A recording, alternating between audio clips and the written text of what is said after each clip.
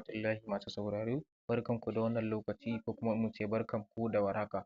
To a yau dai insha Allahu za mu koyar da ku yanda ake rage cin cajin batiri sannan kuma yadda za ka ƙara ƙarfin batirinka ya daina saurin mutuwa.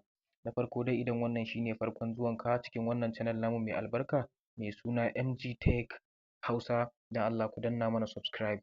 To na farko idan kana so ka rage yawan cin cajin batiri a cikin wayanka na Android phone wanda ake kira Android smartphone ko da ma iPhone ne, to yadda za ka yi na farko shi ne yawan dai hasken waya yana cin cajin batiri sosai sannan kuma yana rage ƙarfin shi, sannan kuma yana rage lafiyar ido. To yadda za ka yi ka guje ma wannan matsala shi ne na farko sai ka zo kan setting ɗin wayarka, ga shi kamar yadda kuke gani kamar haka, da ka zo sai ka danna setting ɗinka, idan ka shiga setting ya buɗe maka sai ka zo inda ake kira display and brightness sai ka taɓa shi kamar haka.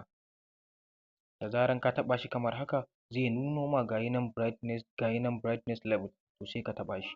Idan ka taɓa brightness level ga shi nan zai nuna ma ka ƙara ko ka rage.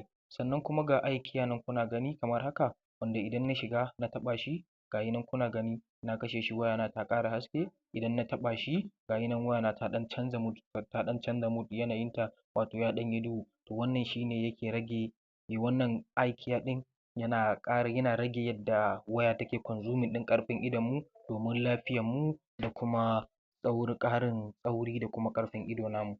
Sannan to idan ka zo ka ga da zaran ka yi hakan nan shi kenan ga yi nan brightness level ɗinka ya dawo 24.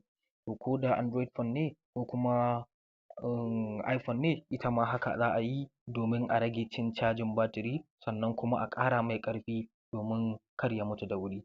Muna godiya da zuwa wannan channel namu mai albarka mai suna MG Tech Hausa. Ku danna mana subscribe sannan kuma ku yi mana liking. Muna godiya.